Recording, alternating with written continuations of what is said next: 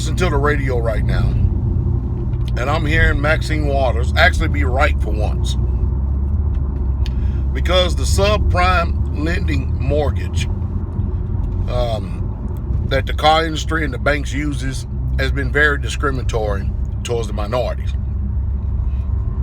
And of course, you know, everybody's up there doing a dog and pony show in the circus and stuff. And let me try to educate all of you again. Okay, I'm going to try my best. I get my education. I'm going to tell you straight up where I get my education from. I get it from the Bible. And ever since I've been following that book, it's done served me pretty dang good. Not only myself, but those that hear me and those that are following me as I follow Christ. I don't understand the subprime lending mortgage debacle. And the reason why I don't understand it because I do not go out and get mortgages for homes. I just don't do that. I have built, let me see how many. 1, 2,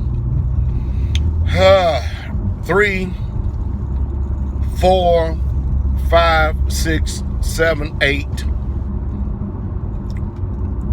Between 8 and 10 homes, literally with my own hands and the help of the brothers, and every single one of them do not have mortgages on them. Notice I said I built them.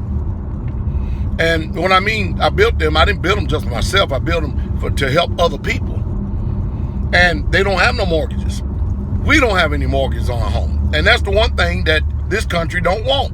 Because, see, this country stays afloat by your debt. D-E-B-B-P-E-T-E-D-B-B-E-T-E-D-B-E-T. Debt. That's how you spell it. And they want you in everything you can in life to play the dog and pony show in the game.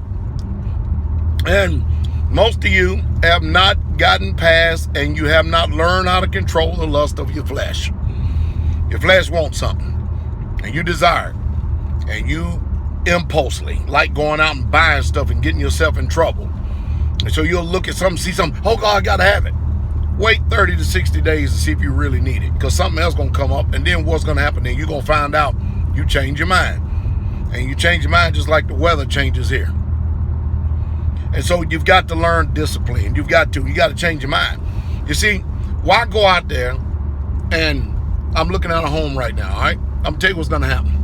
Them people right there are going to pay more than likely 10 to 15 years on that home. If that long, they're going to sell it. And since we're in so much debt, it's going to lose value.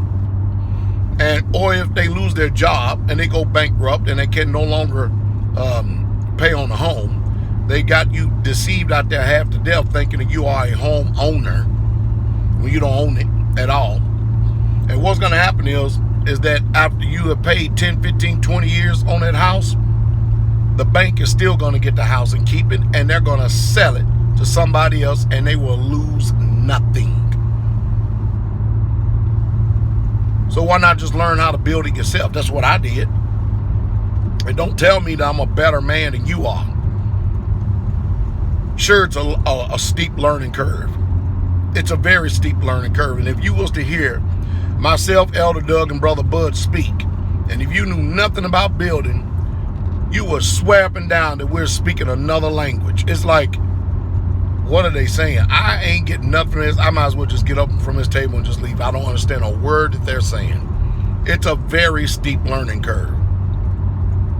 Especially when you build homes, dining hall, churches, and buildings. Now, those just homes. I ain't talking about how many churches I done built and dining halls and stuff like that. Especially when you build everything with your own hands from the ground up. You can really truly understand what the Bible means when it says that the blessing of the Lord is rich and it has no sorrow when you don't have to have a mortgage payment. And I live in a 3-bedroom home. Sure do. 3-bedroom, 2 baths. Pretty simple home. Does the job, keep the roof over the head. Nice heated with wood. Does a real good job. But you got to change your mind. And as long as you are out there surrounded by people who speak after the form and fashion of this world, you will never be inspired. You will never have any inspiration whatsoever at all to change your mind.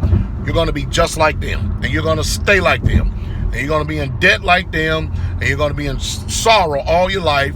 You're going to end up getting ulcers and high blood pressure and every other dang disease because of the stress that goes on in life. And then you may be living and existing, but you're going to have a horrific life. It's like the other day I was in the store. I saw this woman. She was younger than me. And she was quite hefty too. And I said to myself, I said, whoever gets into those machines right there, you know those little carts that you go roll around the stores with? I said, whoever gets into those machines right there, there's one thing is guaranteed to them. Their quality of life is going to be crap. And they're pretty close to the grave. Moving, exercise, doing something. That is the quality of life. Literally it is. Moving, just literally moving. When you stop moving, you harden up. When you harden up, you ain't worth two dead flies. Then first thing you do is you go run to the pharmacies and looking for pills and everything else to comfort you in your laziness and not getting out and move. You were designed to move.